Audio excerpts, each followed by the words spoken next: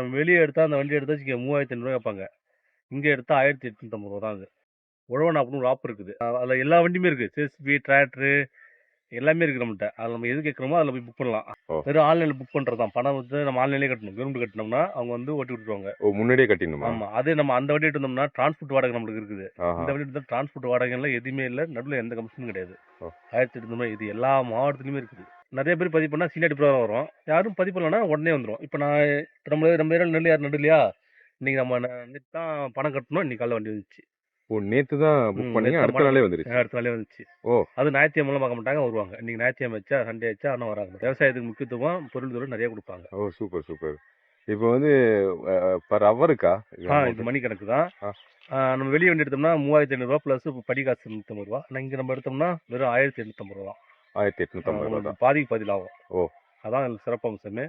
அது இல்லாமல் இது பில்ட் வண்டிங்கிறதால நம்மளுக்கு வீணாக போகுது. வண்டி சின்னதாக இருக்கிறதால இடமும் வீணாகாது. ஆமாம், இடமும் வீணாகாது, நெல்லும் சேஃப் ஆகிடும். ஓகே, அதுதான் இந்த வண்டியோட சிறப்பு. சூப்பராக இருக்கும். சூப்பர். இந்த ஆப்பை ப்ளே ஸ்டோரில் போயிட்டு டவுன்லோட் பண்ணிக்கலாங்க. இந்த ஆப்போட லிங்கை ஃபர்ஸ்ட் கமெண்ட்டில் கொடுத்துருக்குறேன். தேவைப்படுறவங்க இன்ஸ்டால் பண்ணி யூஸ் பண்ணிக்கோங்க. இந்த வீடியோவை உங்களுக்கு தெரிஞ்ச விவசாயிகளுக்கு ஷேர் பண்ணுங்கள். கண்டிப்பாக அவங்களுக்கு பயனுள்ளதாக இருக்கும். இன்னொரு வீடியோவில் சந்திக்கலாம். நன்றிங்க.